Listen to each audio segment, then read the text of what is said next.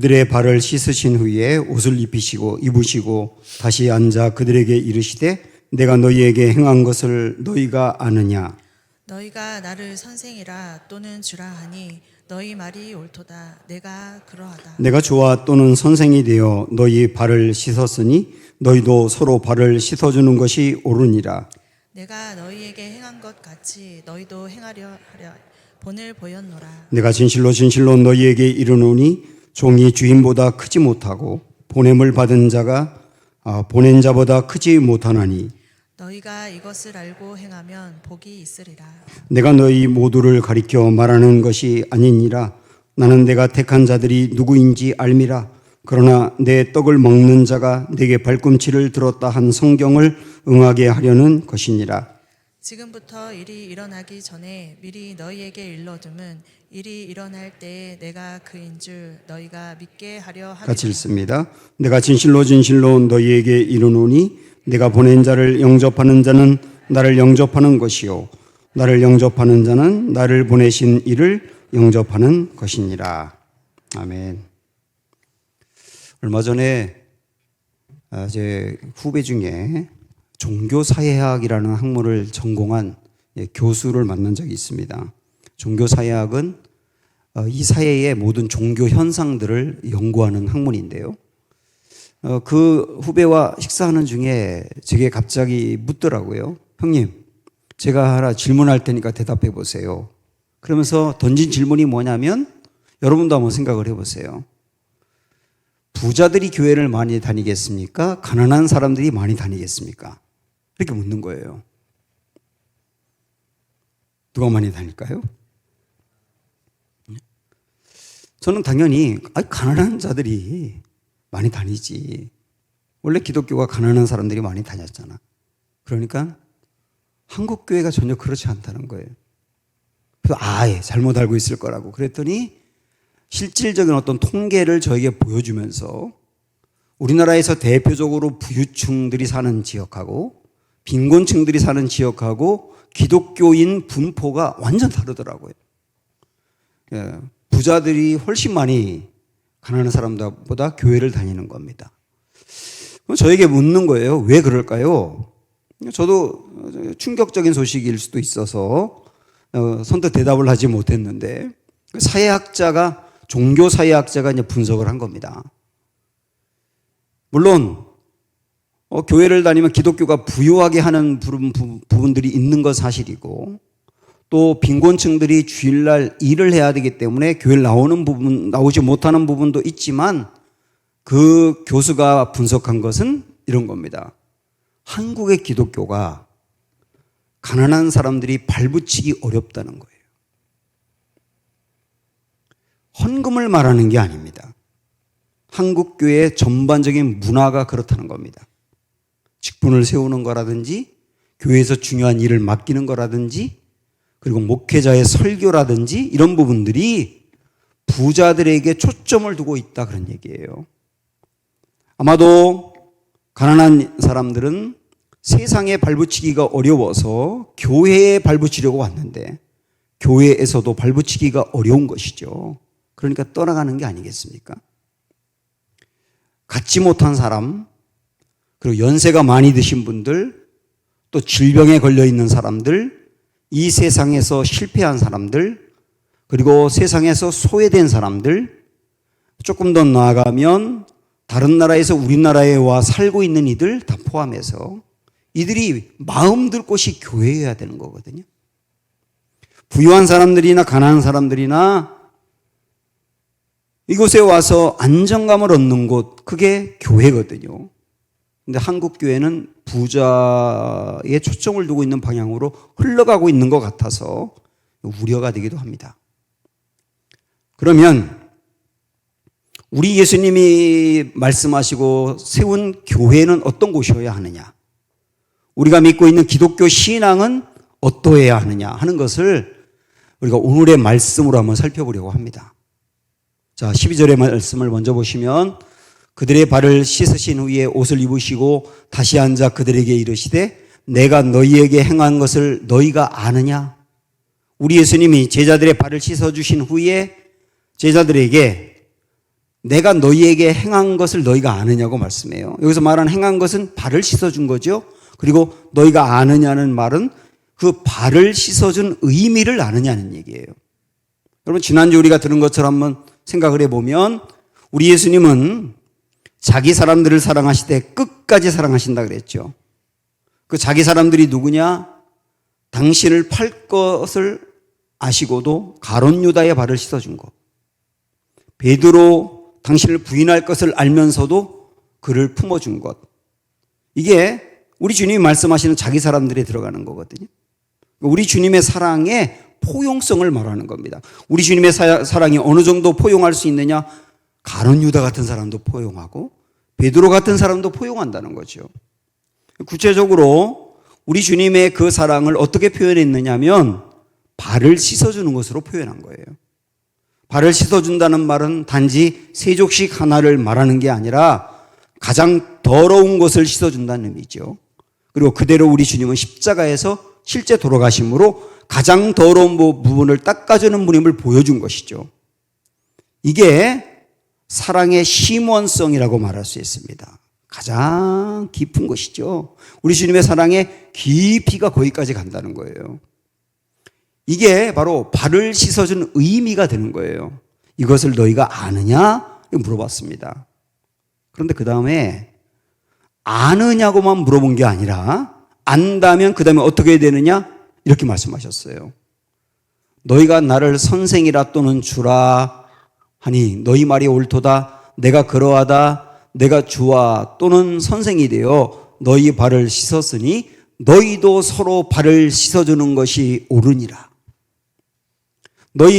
내가 발을 씻어준 의미 알지. 알 뿐만 아니라 너희도 발을 씻어줘야 돼. 이렇게 말씀한 거예요. 자, 여기에 저기 보면 선생하고 주가 나오는데 이때 당시 제자들이 우리 예수님을 부른 두 개의 호칭입니다. 하나는 선생님하고 랍비어라고 부르기도 했고요. 또 하나는 주님 이렇게 불렀단 말이에요. 여기서 먼저 주를 생각을 해보면 이때 당시에 백성이 왕을 부를 때 주 그랬고요. 그 다음에 그 종들이 상전을 부를 때도 주님 그렇게 불렀고 제자들이 선생님을 부를 때도 주라고 불렀고 아내가 남편을 부를 때도 주 그렇게 불렀어요. 옆에 지금 남편하고 아내 계시면 아내 한번 해볼까요? 남편에게 주님 하고 한번 해보실래요? 그렇게 불렀단 말이에요.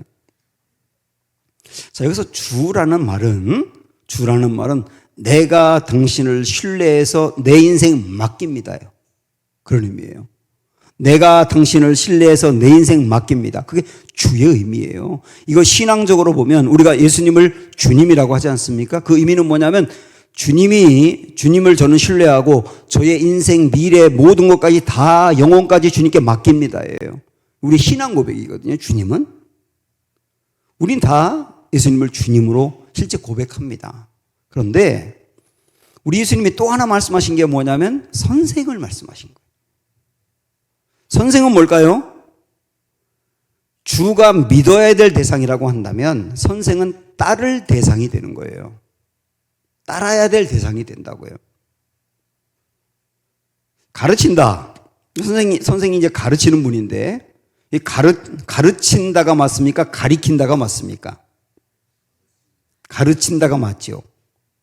근데 가만히 생각하면 가리킨다도 맞아요. 왜냐하면 가리킨다는 뭔가를 지시하는 거거든요. 지시하면서 지시한 그대로 가르치는 사람이 선생님인 거거든요. 그렇죠? 그래서 가리킨 대로 가르치는 사람이 선생님이라고요. 근데 가장 중요하게 가리켜야 될 대상은 자신인 거죠. 자기 자신인 거죠.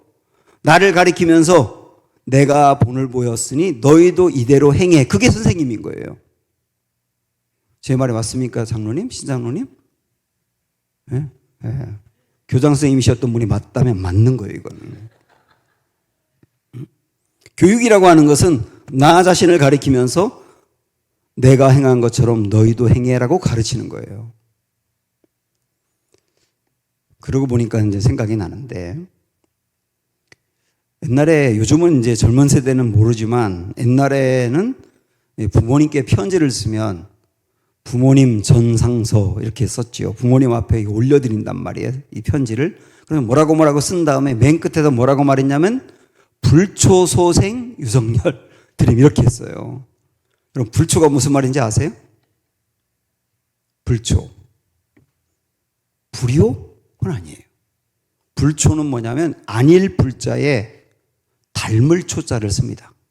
그래서 아버지를 닮지 못한 아들들입니다. 이런 의미거든요. 닮지 못해. 아버지는 훌륭한 길을 걸으셨는데 아들인 저는 아버지를 닮지 못했으니 부족하다는 거거든요. 그런 의미로 불초소생이라고 한 겁니다. 제가 이걸 이제 배우면서 가만히 생각하니까 자칫 잘못하면 제가 불초 목사가 되겠더라고요. 예수님이 먼저 걸으시면서 보여주신 그 삶, 닮아가라고 따라가라고 보여주신 그 삶을 따르지 못하는 목사, 그게 불초 목사겠더라고요. 예수님이 제자들에게 너희도 발을 씻어주라 그렇게 말씀한 거예요. 너희도 발을 씻어주라. 내가 그러한 것처럼 너희도 그렇게 해. 너희가 그렇게 하라고 먼저 본을 보여준 거야. 그 예수님이 걸으신 대로 걸어야 이게 제자인데 예수님을 닮지 않았다면 불초 제자가 될 수 있구나. 우리 예수님이 세운 교회가 예수님이 하라고 한 그대로 행하지 않으면 불초 교회가 될 수 있겠구나. 이런 생각이 드는 거예요. 그러면 예수님이 너희도 그렇게 하라고 말했던 발을 씻어주라고 하는 의미를 다시 한번 생각해 봐야죠.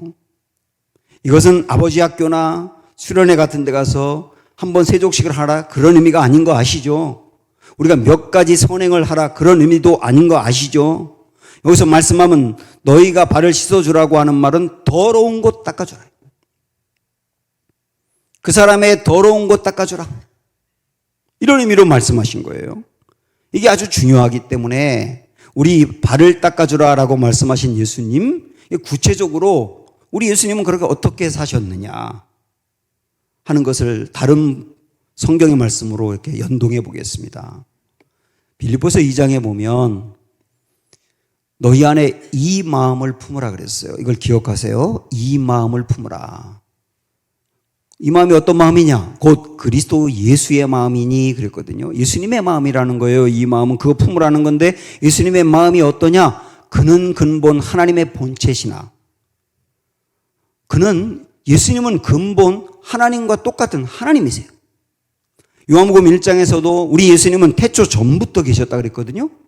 그리고 하나님과 함께 온 세상을 만드신 창조주라 그랬어요. 우리 예수님은 하나님이세요.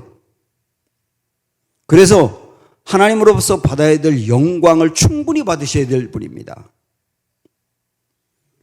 그런데 이어서 보시면 근본 하나님의 본체신데 어떻게 하셨어요? 하나님과 동등됨을 취할 것으로 여기지 아니하시고, 취한다라고 하는 말은 빼앗는다 그 말이에요. 빼앗는다. 원래 하나님이시기 때문에 하나님으로서의 대우를 충분히 받으셔야 되는데 우리 예수님은 이렇게 생각하셨다는 거예요. 내가 하나님과 똑같은 대우를 받는 것은 하나님 것을 빼앗는 거야 라고 여기셨다는 겁니다. 그리고 어떻게 하셨나요? 이어서 7절 8절 보시면 오히려 자기를 비워 종의 형체를 가졌다. 그리고 사람들과 같이 되셨다. 그러면 사람이 되셨다는 얘기죠. 하나님이 사람이 되셨다는 거예요. 여기에 자기를 비워라고 나와 있는데 이 비운다는 말은 하나님으로서 받아야 될 특권, 영광, 존귀 이런 걸 다 내려놓았다는 얘기입니다. 다 내려놨다. 그리고 종의 형체를 갖고 인간이 되셨단 말이에요. 물론 오해하지 마십시오. 그렇다고 해서 이 땅에 내려오신 예수님이 하나님이 아니라는 것은 아닙니다. 만약에 예수님이 하나님이 그때부터 아니었다고 한다면 우리는 예수님을 믿을 필요가 없거든요.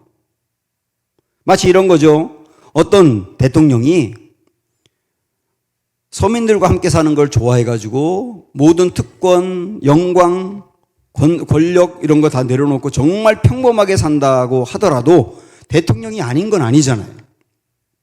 그와 똑같은 겁니다. 하나님이신데 그렇게 사셨단 말이에요. 그럼 인간이 되셔서 어떻게 하셨나요? 사람의 모양으로 나타나사 자기를 낮추셨어요. 그 다음에 죽기까지 복종하셨어요. 곧 십자가에서 죽으셨어요. 누구에게 복종한 겁니까? 하나님에게 복종한 거죠. 우리 예수님은 하나님의 종으로 생각을 하신 거예요. 종은 자기 선택이 없습니다. 종은 주인의 선택대로만 해야지 자기가 선택할 수 있는 게 종이 아니에요. 종은 생사 여탈권이 없습니다. 오직 주인에게 있습니다. 그래서 우리 예수님은 이 땅에 사시는 동안도 당신의 뜻 하나도 주장하지 않고 오직 하나님의 뜻대로만 행하셨다는 얘기예요. 그런데 하나님의 뜻이 예수님이 십자가에서 돌아가시는 것이었기 때문에 당신의 목숨을 다 내놓을 정도로 복종하셨다고 나옵니다. 놀랍지 않습니까? 정리한다면 하나님이 인간이 되셨다. 하나님이 복종하셨다. 말이 됩니까? 하나님이 복종했다는 게. 하나님이 사람들이 받아야 할 저주를 대신 받으셨다. 그리고 불멸해야 할 하나님이 죽으셨다. 이 모든 것 가능한 게 뭐냐면 예수님의 그 엄청나게 낮아진 마음 때문에 가능했다는 거예요. 그러면서 우리에게 말씀하는 겁니다. 이 마음을 품으라. 여러분, 마음을 품는다는 게 뭡니까? 안다는 게 아니에요. 그 아는 대로 내 마음이 그렇게 되도록 하는 게 품는 거예요. 그래서 예수님이 걸으신 그 길이 발을 닦아주는 길이고 바로 지금 우리가 본 이 길이라고 한다면 이걸 내 마음에 품고 어떤 걸 결정하든 선택하든 고민하든 주님의 마음이 뭔가? 발을 씻어줬다는 게 이 상황에서 내가 어떻게 해야 되는 걸까? 굉장히 나에게는 유익된 일 같은데 이 순간에 발을 닦아준다는 게 무엇인가? 매 순간 그걸 고민하는 거죠. 그러면서 주님이 걸으신 그 길과 연결되는 방법으로 결정하는 거죠. 그렇게 자꾸 마음을 품다 보면 자연스럽게 내 마음에서 나오는 게 주님의 마음이 되는 거예요. 이게 이 마음을 품으라 하는 거고 발을 닦아줬다는 것의 구체적인 내용이 되는 것이죠. 언젠가 우리 교회 한 권사님 딸이 결혼하게 됐는데 제가 그 결혼식장에 갔을 때 아버지가 결혼하는 딸과 새로 이제 맞이한 사위에게 새롭게 출발하는 그 가정에 편지로 글을 읽어주더라고요. 근데 기본적인 골자가 이런 거였습니다. 사람들이 결혼하면 다 꿈꾸는 게 있다.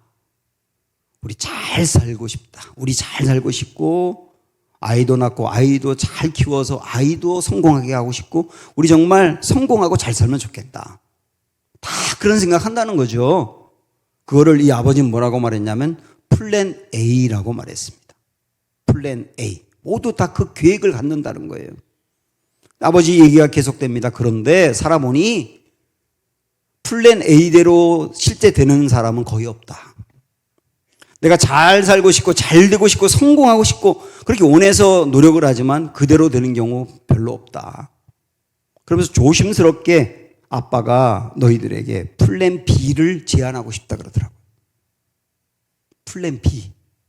그 말은 뭐냐면 모든 사람들이 플랜 A로 가는데 그거와 다른 길이 있다는 거예요. 이 다른 길이 새롭게 가정을 출발하면서 이런 길은 어떻겠냐? 이렇게 살아보는 건 어떻겠냐라고 아버지가 제안하는 겁니다. 그리고 아버지가 한 말이 뭐냐면 이 플랜 B가 어떤 내용인지 이걸 읽어보시면 알아요.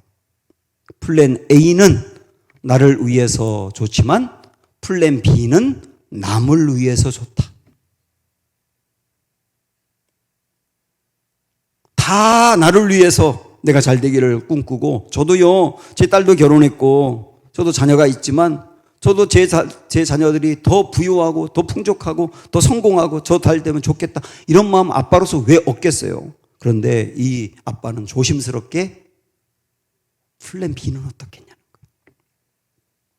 플랜 B. 이 플랜 B가 뭐예요? 남을 좋게 하는 삶, 남을 잘되게 하는 삶이죠. 전혀 다른 삶이죠. 저는 이게 결국 발 닦아주는 삶이라고 봐요. 예수님의 마음을 품는 거라고 봅니다.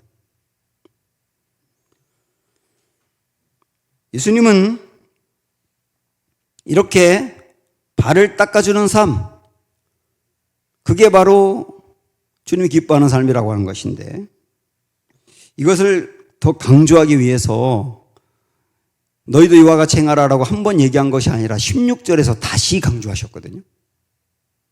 16절 보시면 내가 진실로 진실로 너희에게 이르노니 종이 주인보다 크지 못하고 보냄을 받은 자가 보낸 자보다 크지 못하나니. 이게 무슨 말입니까? 하나님이 계세요. 하나님이 예수님을 이 땅에 보내셨어요. 하나님은 보낸 자고 예수님은 보냄 받은 자죠. 그 보냄 받으신 예수님은 보내신 하나님의 뜻대로만 이 땅에서 사신 거예요. 마지막에 십자가 지는 것까지. 그런데 이번에는 예수님이 보낸 자가 된다는 겁니다. 이제는 예수님이 보낸 자가 되고 제자들이 보냄을 받는 자가 되는 거예요. 그 제자들 안에 우리도 들어가는 거죠. 그래서 예수님이 말씀하시는 것은 이제 내가 너희를 보낸다예요. 그 말은 어떻게 연결할 수 있을까요? 보냄받은 우리들이 보내신 예수님의 뜻대로 행해야 된다는 거죠. 맞지 않습니까? 그리고 보내신 예수님의 가장 중요한 뜻은 발 닦아주라.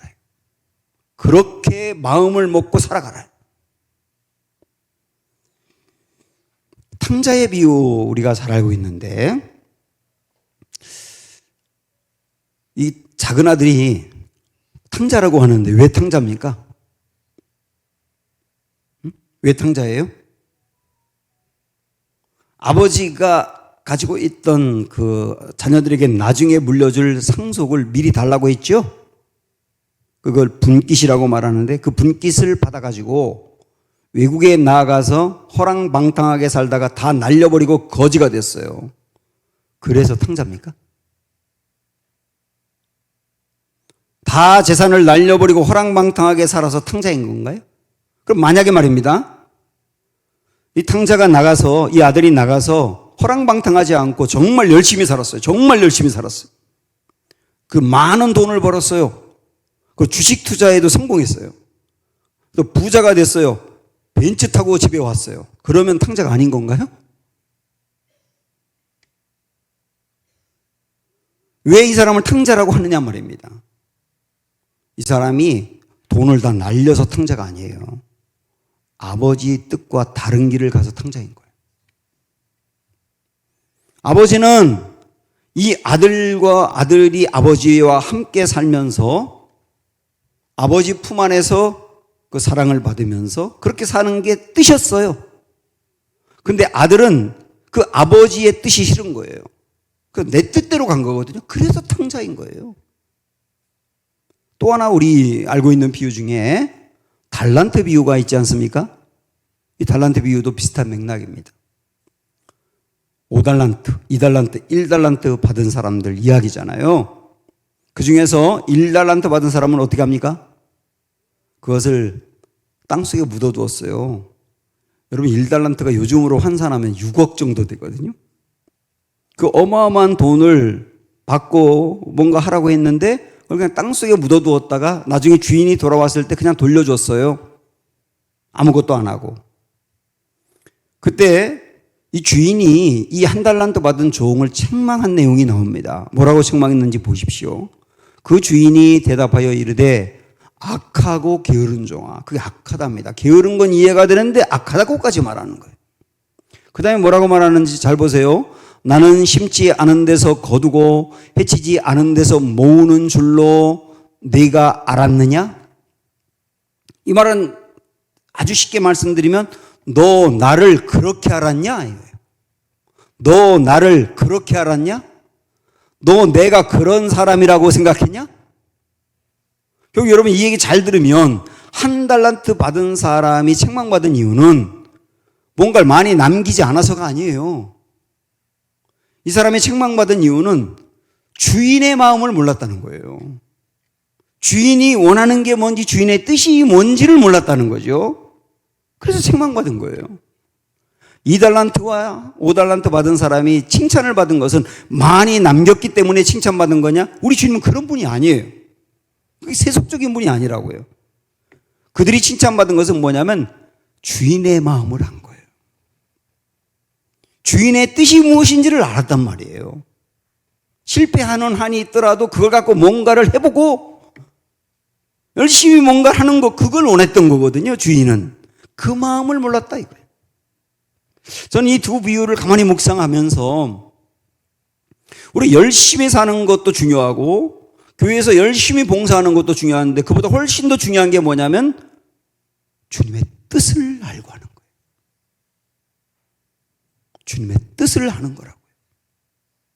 우리가 물론 하나님의 뜻을 언제나 어떤 경우나 속속들이 다 알기는 어렵습니다. 그래서 하나님의 뜻을 아는 것은 또 다른 주제이기 때문에 다음에 다루기로 하고, 그러나 적어도 오늘 이 말씀에서 우리 주님의 뜻은 명확하지 않습니까? 발 씻겨주는 삶, 발 씻어주는 삶을 살아라. 명확하잖아요. 그건 주님의 뜻이잖아요. 그 길을 묵묵하게 걸으라는 겁니다. 주님은 이 길이 복되다고 하세요. 그런데 그 길을 다 걷는 건 아니라는 겁니다. 그 길을 걷지 않는 사람도 있다는 거죠.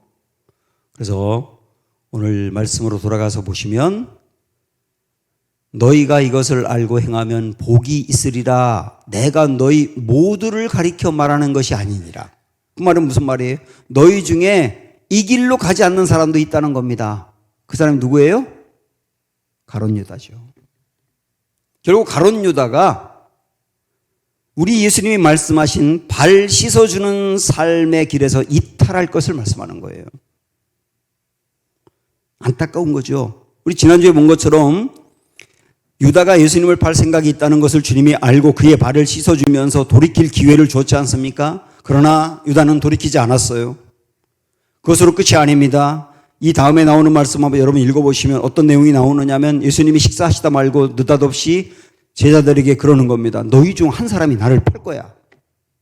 제자들이 깜짝 놀라서 누가요? 누가 예수님을 팔아요? 그러니까 예수님이 떡 하나를 들더니만 그걸 초에 찍었다는 말은 포도주에 찍었다는 건데 포도주에 찍어서 이걸 내가 주는 사람이 나를 팔 거야 하고 아예 대놓고 유다에게 주었거든요. 그걸 보고 다른 제자들이 유다가 예수님을 팔 거라고 얘기하지 않아요. 그거 뭐 다른 의미로 있나 무슨 의미가 있나 보다라고 생각을 한단 말이에요. 이것은 다른 제자들도 유다가 예수님 팔 것은 추호도 예상을 못했다는 거예요. 몰래 한 거죠. 그 마음을 예수님이 아신 거고요. 그런데 계속 돌이킬 수 있는 기회를 줬는데 끝내 유다는 어떻게 했는가? 30절 보시면 유다가 그 조각을 받고 곧 나가니 밤이로라 이렇게 말씀합니다. 이 밤이라는 것은 물리적으로 시간이 밤이라는 의미보다는 유다가 그의 인생과 그의 미래와 운명이 영혼의 밤으로 가버렸다는 거죠. 흑암의 길로 갔다는 거예요.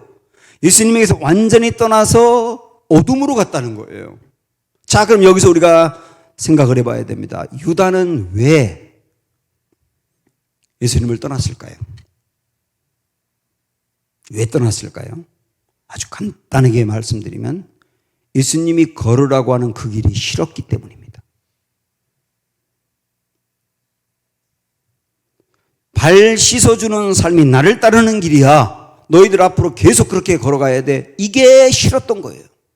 나 그렇게 살고 싶지는 않아요. 라고 했던 것이죠.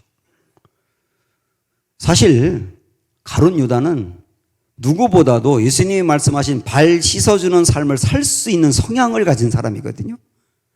왜냐하면 이 가룟 유다는 상당히 진보적인 사람입니다. 우리가 앞에서 이전에 본 것처럼 마리아가 예수님 발에 향유를 부어드려서 그걸 다 부었을 때 유다가 뭐라고 말했습니까? 아니, 이거를 팔아가지고 가난한 사람들에게 주는 게 훨씬 낫지 왜 이걸 허비해라고 말했잖아요. 물론 그건 진짜 가난한 사람들을 생각한 게 아니라 돈 때문이다라고 해석을 하고 있지만 그러나 그 겉으로 보이는 그의 성향은 가난한 사람들을 생각하는 사람이거든요. 진보적인 사람이라고요. 그래서 성향으로 본다면 누구보다도 발 씻어주는 길을 갈 수 있는 사람이에요. 섬기고 낮아지고 어려운 사람들을 돕고 그럴 수 있는 성향을 가진 사람인데 제자 중에 이 사람 하나가 거기서 이탈해 버린 거예요. 겉으로 보일 땐 그런 성향이었지만 실질적으로는 예수님이 걸으라고 하는 그런 길이 싫은 거죠. 이 사람은 우리가 앞에서 보았듯이 예수님을 따르는 목적이 명확했어요. 그 뭐냐면 성공을 위해서. 성공. 내 인생의 출세, 성공. 나라가 독립돼 가지고 모든 걸 얻는 거. 굉장히 성공주의에 빠져 있는 사람이거든요. 그 목적으로 예수님을 믿었단 말입니다. 그리고 자기가 세워놓은 틀이 있어요. 이렇게 성공이라고 하는 틀, 이 틀 안에 예수님을 거기에 넣으려고 하는 거예요. 그런데 예수님이 걸으려고 하는 길은 그와 정반대인 팔을 닦아주는 길이란 말이에요. 그러니까 난 그 길이 싫어요 라고 나간 거예요. 우리가 내가 딱 세워놓은 그 틀과 그 조건과 그 길에 예수님을 맞추려고 하면, 예수님이 이대로 해주세요라고 하면 그게 미신입니다. 신앙은 주님이 세워놓은 길에 내가 들어가는 거예요. 그게 신앙이에요. 우리 기독교 신앙을 갖고 있지만 기독교 미신일 가능성도 있어요. 그런 사람들은 나중에 주님에게서 떠날 수도 있다라고 하는 걸 얘기하는 거예요.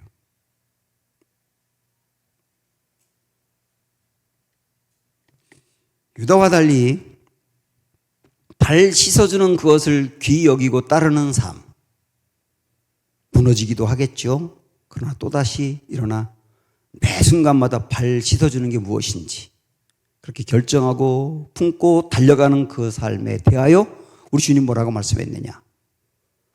12절 보시면 그들의 발을 씻으신 후에 옷을 입으시고 다시 앉아 그들에게 이르시되 이렇게 말씀했는데요.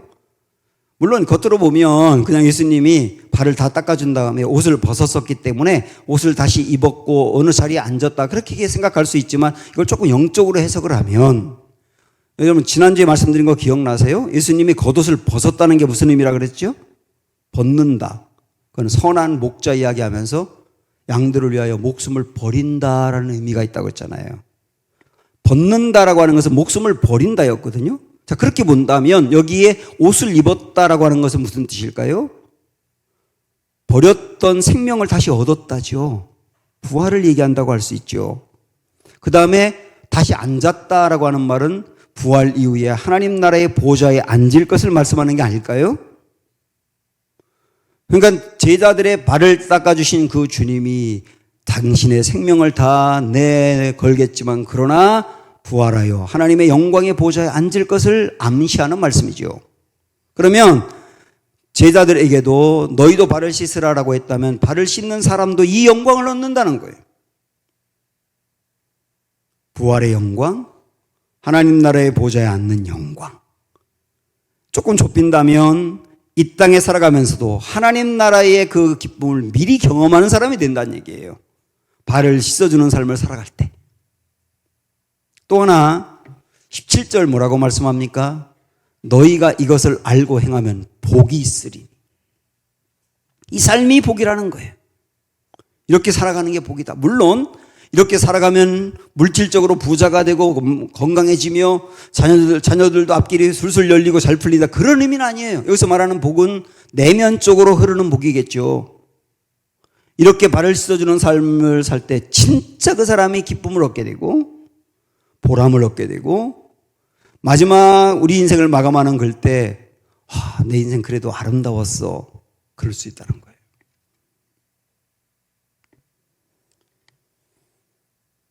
우리는 너희도 발을 씻어주라 라고 하는 말씀을 이제 여러분의 삶 속에서 다양하게 적용해 가셔야 됩니다. 어떤 분들은 더러운 것을 씻어주라 그랬으니 죄에 무너진 사람도 품어줘야 된다 라는 의미로 적용할 수 있겠고, 어떤 사람들은 나보다 남을 더 낮게 여겨라 라고 하는 말로 적용할 수도 있겠고, 이걸 갖고 지속적인 어떤 섬김과 봉사와 겸손한 삶으로 나아갈 수도 있을 겁니다. 이거 여러분들이 이제 적용해 가셔야 될 일들인데, 우리 교회가 발 씻어주는 일을 하는 거를 하나 다시 여러분 알지만 다시 한번 정리해 가면서 마무리하고 싶어요. 우리 교회는 선교에 굉장히 비중을 두고 다음 세대에 살려내는 거하고 선교하는 거를 가장 중요한 두 개의 가치로 여깁니다. 그래서 우리 교우들이 이 일에도 동참하고 있는데요. 선교를 위해서 무리가 될 정도로 사실은 우리 교우들이 헌신하고 있습니다. 벌써 한 7년 이상 가나와 필리핀에 교회, 현지인 교회 그 사역자들을 직접 후원합니다. 그분들이 교회에서 뭐 이렇게 목회하면서 저같이 사례회를 받아가지고 사는 게 아니기 때문에 만약에 아무것도 도움이 없으면 그분들은 일을 해야 되거든요. 일하고 주말에만 간신히 이제 교회를 돌봐야 되기 때문에 교회가 어려운데, 우리 교우들이 드리는 그 헌금으로 15분의 교회를 섬기고 있다고 하니 그분들이 다른 일을 안 하고 목회만 전념할 수 있는 거예요. 그래서 교회들이 거기 부흥이 계속되고 있는 거예요. 우리 교회는 가나에 우물 파는 것을 아주 중요하게 여기면서 지금까지 계속 파고 있는데 26번째 이번에 파고 있습니다. 그분들이 우물을 팠을 때 다 마무리하고 축제를 하는데요. 그때 그 이전에 흙탕물을 저 멀리에서 끌어 이고고 지고고 그걸 마셨고 그러던 사람들이 맑은 물을 먹으면서 그게 얼마나 좋은지 추장을 비롯한 모든 사람들, 어린아이까지 거기 와가지고 펄펄 뛰면서 좋아하는 장면을 늘 보고 있거든요. 저는 확신합니다. 그분들이 그 맑은 물을 먹으면서 생명이 10년은 연장될 거래요. 우리가 지금 엄청나게 놀라운 일을 하는 거예요. 이번에 한 집사님 부부가 헌신해서 박훈사라고 하는 마을에 유치원을 짓기 시작했습니다. 거기에는 유치원도 초등학교도 중학교도 아무것도 학교라는 건 없어요. 그런데 그곳에 유치원을 시작으로 유치원이 생기면 초등학교가 생길 거고 그다음에 중학교가 생길 거고 고등학교가 생길 거라고 소망하면서 비전을 갖고 이제 유치원 시작을 했습니다. 그 영상을 선교사님이 보내주셨는데 온 마을 사람들이 어린아이까지 그 유치원 짓는데 다 동참하면서 얼마나 좋아하는지 몰라요. 제가 이런 생각을 했습니다. 아마도 어른들이 자기들은 공부를 못했기 때문에 우리는 공부를 못했지만 우리 자녀들은 공부해야 되는데 근데 돈이 없잖아요. 학교를 세우려면. 나라에서 세워주는 것도 아니고 하니까 돈이 없었는데 이 헌금을 통하여 유치원이 세워지게 된 거니까 얼마나 감사한지 그 일에 온몸을 바쳐 헌신하는 겁니다. 저 확신할 수 있어요. 보세요. 거기에 이제 초등학교, 중학교, 고등학교 막 세워질 겁니다. 이 모든 일들이 우리가 발 씻어주는 일을 하고 있다. 주님의 마음 품고 우리가 그렇게 나아가고 있다. 우리 기억이시면서 매 순간마다 발 씻어주는 그런 삶으로 계속 나갈 수 있는 은혜가 있기를 축복합니다.